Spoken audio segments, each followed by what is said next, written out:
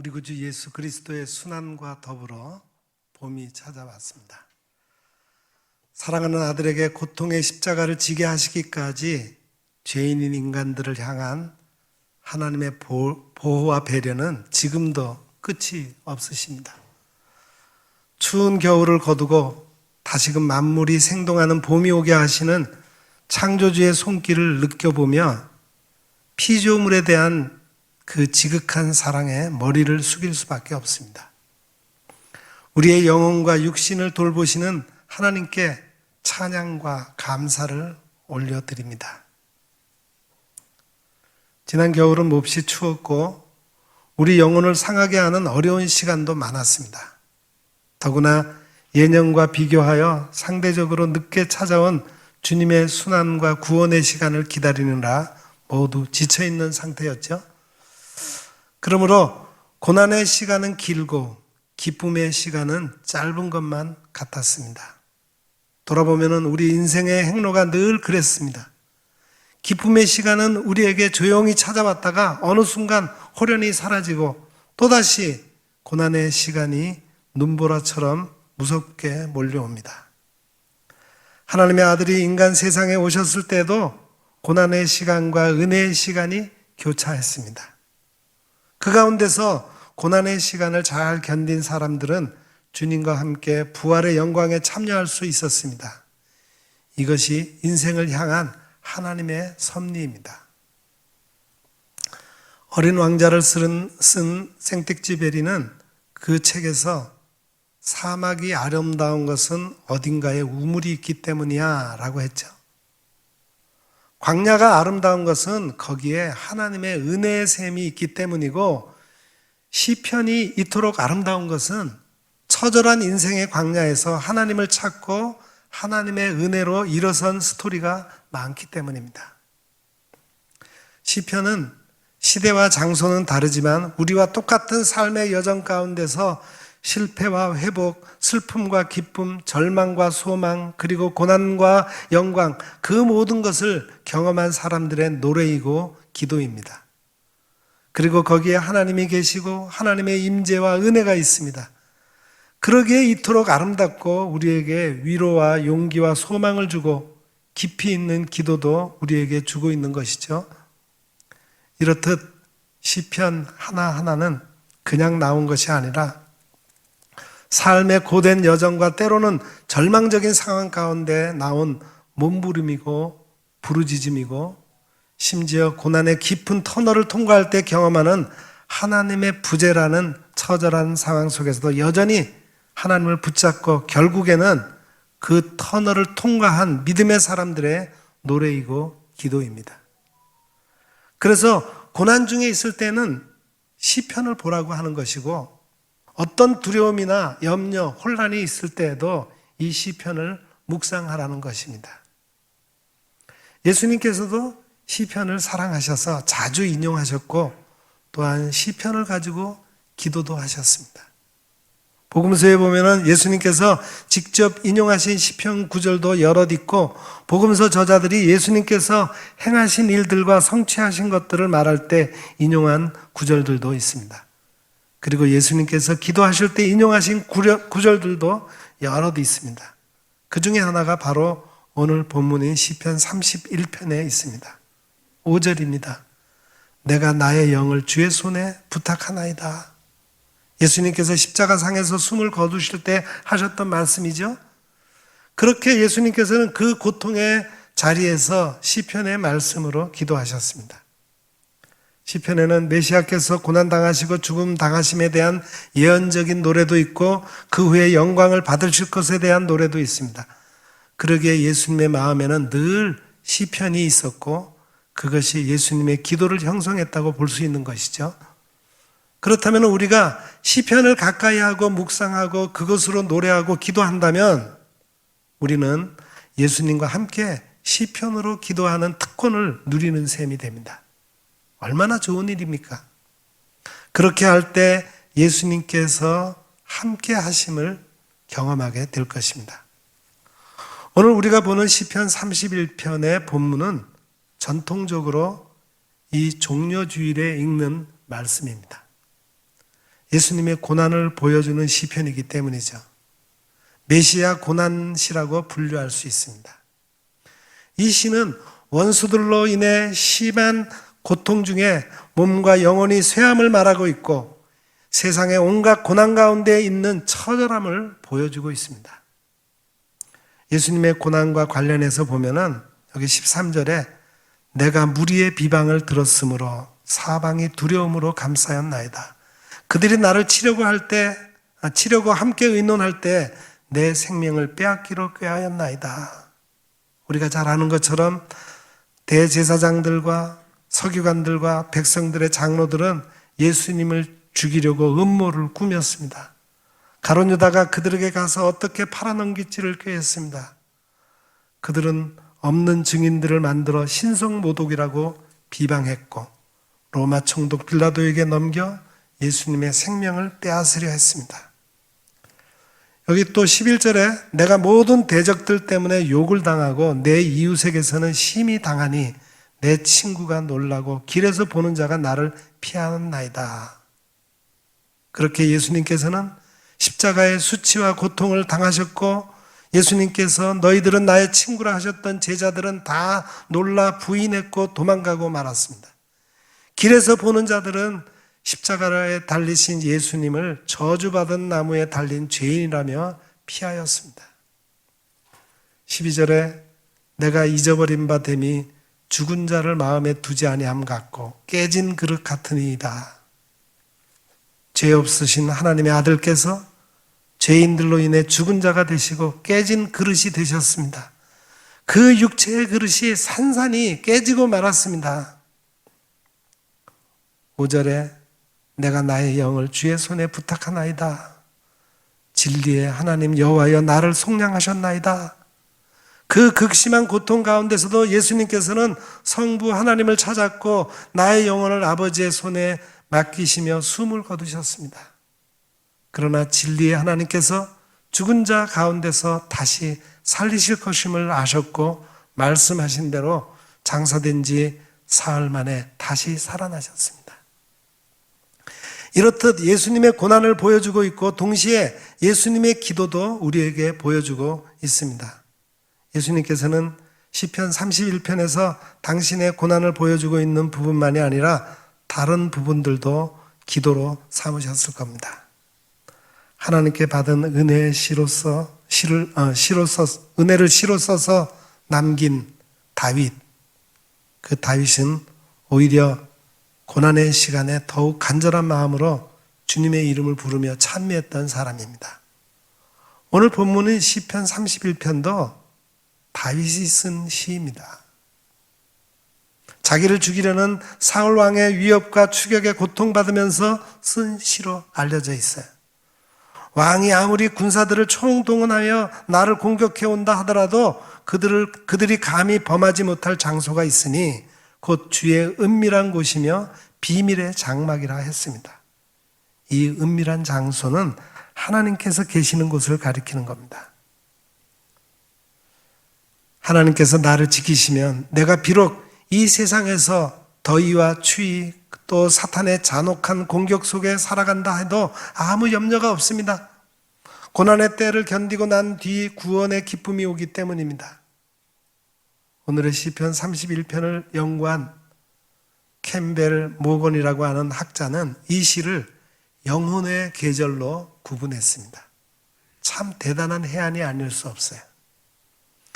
이 시를 크게 네 등분하면 1절부터 8절이 넓은 곳에 발을 딛고 선 가을이며 9절부터 13절까지는 고통과 슬픔이 깊어가는 겨울입니다.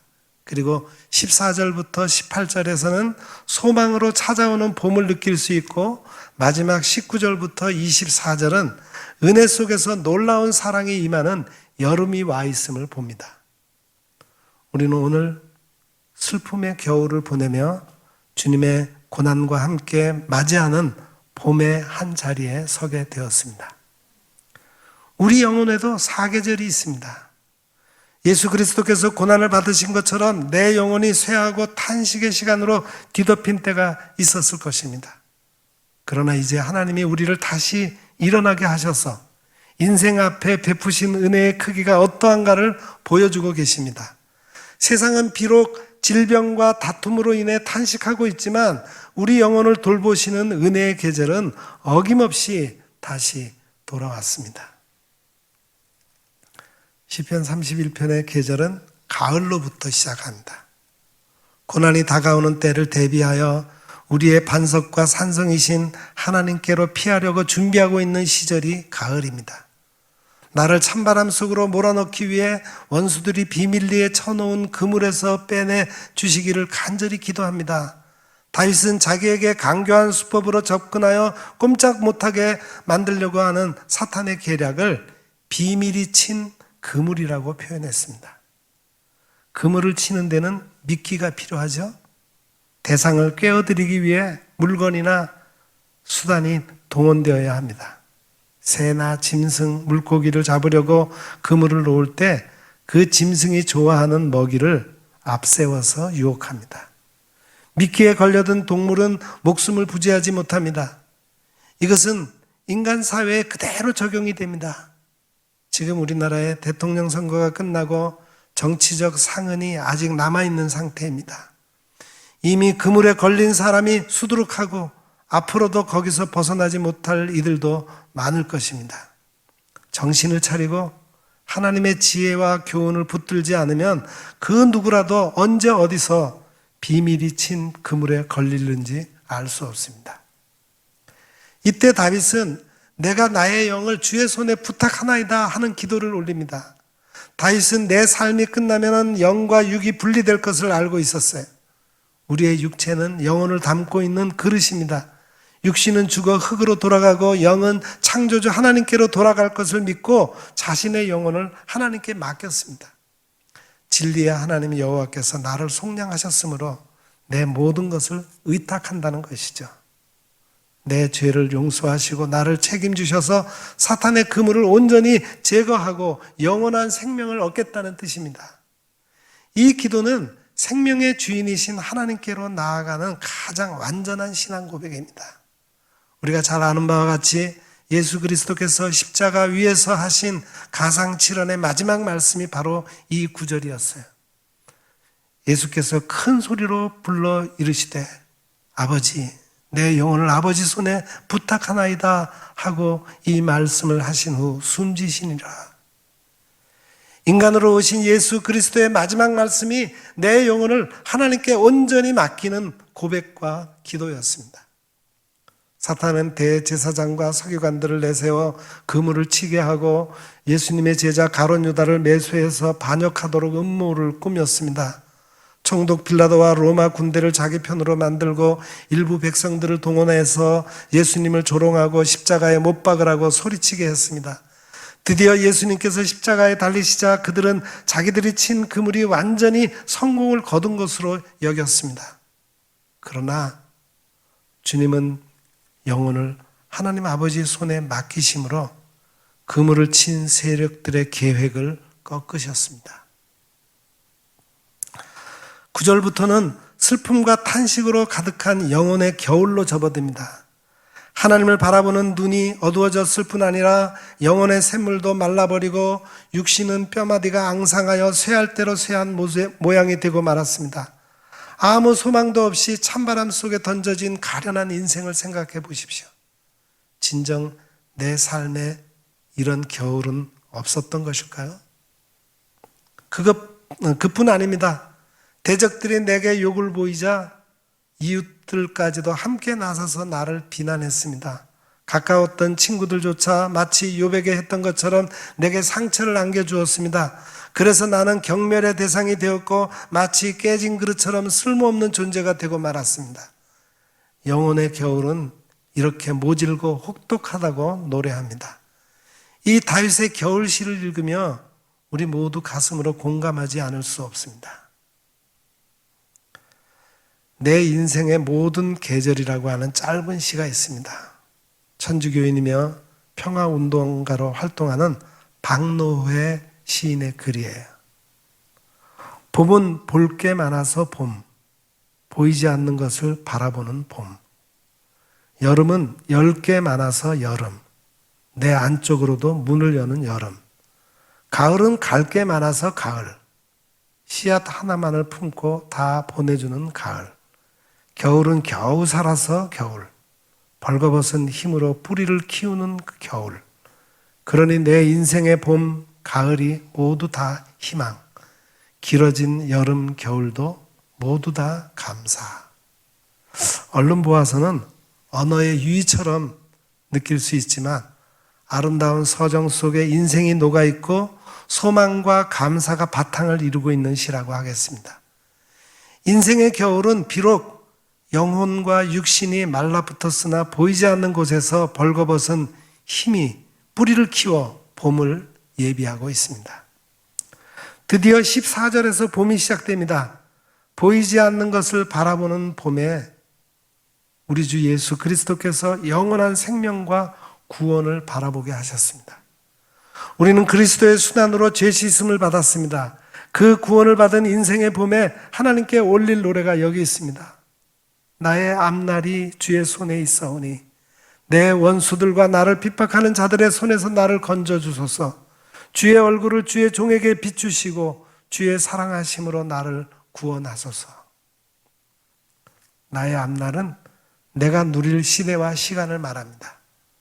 계절과 환경에 따라 예측할 수 없게 닥쳐올 사건들이 있다 하더라도 주님의 손에 의지하겠으니 내 인생에서 사랑과 인도를 거두지 마시라고 기도합니다. 모진 영혼의 겨울이 끝나고 오직 하나님만 바라며 회복하는 인생의 봄이 그렇게 다가왔습니다.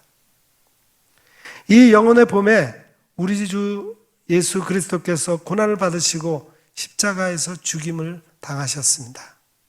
그 고난의 시간 동안 주님은 영혼의 양식으로 제자들을 먹이시고 잠들어버린 제자들과 끝내 부인하는 제자를 사랑의 눈길로 바라보셨습니다.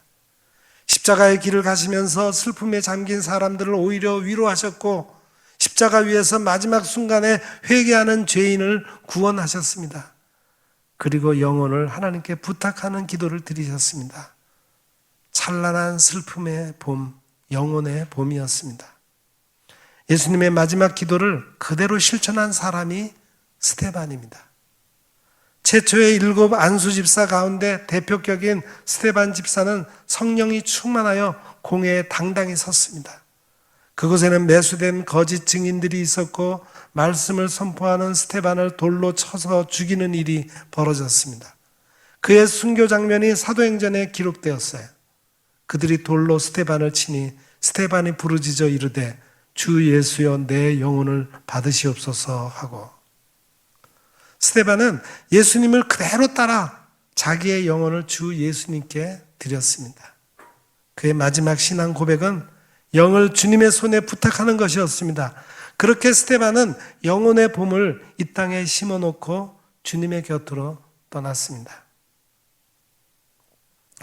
19절부터 마지막 24절까지는 영혼의 여름입니다. 시의 마지막 외침처럼 여호와를 바라는 사람들이 강하고 담대하게 되는 열린 계절입니다.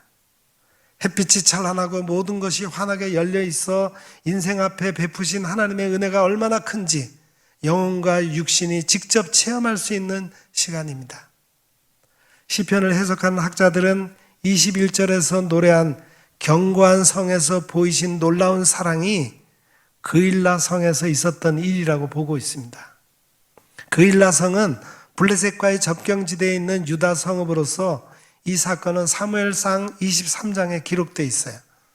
당시에 다윗은 400명의 용사들과 함께 아둘람 동굴에 머물렀는데 그일라 성이 블레셋의 공격을 받게 되자 아둘람을 떠나 구출 작전에 나섰습니다. 그러나 이 일로 인해 자기를 쫓는 사울에게 위치가 발각되고 말았어요. 사울 왕이 그일라를 포위 공격하려 하자 다윗은 하나님의 뜻을 물었습니다. 다윗이 이르되 그일라 사람들이 나와 내 사람들을 사울의 손에 넘기겠나이까 하니 여호와께서 이르시되 그들이 너를 넘기리라 하신지라. 다윗은 그 말씀을 듣고 깜짝 놀랐습니다. 다윗이 그일라 성을 구해 주었으므로 당연히 그 성읍 사람들은 끝까지 나를 따를 것이라고 여긴 것 같았어요. 그러나 그렇게 믿고 있었더라면 사울에게 꼼짝없이 잡힐 뻔했습니다. 주민들은 사울 왕을 두려워하고 있어서 왕의 군대가 온다면 자기들을 구해준 다윗을 잡아서 왕에게 바칠 생각이었습니다. 하나님은 다윗을 이렇게 보호하셔서 거기서 얻은 군사 400명을 더해서 600명 군사가 다시 광야로 피신하게 하셨습니다. 그러자 사울도 이 성을 공격할 계획을 거두었습니다. 이처럼 우리 생각을 뛰어넘어 베풀어 주신 하나님의 보호를 가리켜 다윗은 놀라운 사랑이라고 표현했습니다. 이전에 개역성경은 기이한 인자 이렇게 번역했습니다. 이것은 인간이 생각하기로 불가사의한 호의라는 뜻입니다. 이렇게 하나님께서는 그의 자녀들을 놀라운 방법으로 보호하셨습니다. 지난날 우리에게는 코로나로 인해 다친 시간이 너무나도 길었습니다. 어서 일상의 회복됨은 물론이고 하나님께 올릴 예배와 믿음의 활동도 활발해지기를 기대했습니다. 그러나 사람들의 성급한 마음과는 달리 코로나는 쉽게 사라지지 않았고 확진자의 폭발적 증가 현상이 나타나곤 했습니다. 우리 생각과 다른 하나님의 놀랍고 기이한 돌보심이 그 안에 있음을 깨닫지 않을 수 없습니다. 아직 때가 아니며 우리의 회개와 마음의 준비가 다 이루어지지 못했음을 인정하는 기간을 보내야 했습니다. 교만하게 행하는 자에게 엄중히 갚으시는 하나님 앞에 겸손히 엎드리지 못한 잘못이 얼마나 큰지 돌아보아야 했던 계절들이었습니다. 다시 주님의 순환주일이 왔습니다. 우리의 삶의 고난은 사람이 미처 생각하지 못한 시기에 하나님의 놀라운 방부식으로 해결될 것입니다. 내 영혼에도 사계절이 있습니다. 영혼을 놀라운 사랑으로 강하게 해주시는 은혜를 받아 이 순환주간이 내 영혼에 새로운 계절이 되게 하십시다. 기도하겠습니다. 하나님 아버지 감사합니다. 우리의 영혼에 계절이 있음을 알게 해주셨습니다. 우리에게 닥쳐오는 고난의 때에 우리의 영혼을 아버지께 온전히 의탁할 수 있는 믿음을 허락해 주옵소서. 혹독한 찬바람 속에서 슬픔과 절망에 빠진 겨울에도 오직 하나님만을 바라보며 봄을 기다릴 수 있게 하시고 마침내 생각지도 못하게 다가온 하나님의 기이하고 놀라운 사랑에 감사 감격하며 새로운 계절을 힘차게 열어갈 수 있게 하옵소서. 예수님의 이름으로 간절히 기도드립니다. 아멘.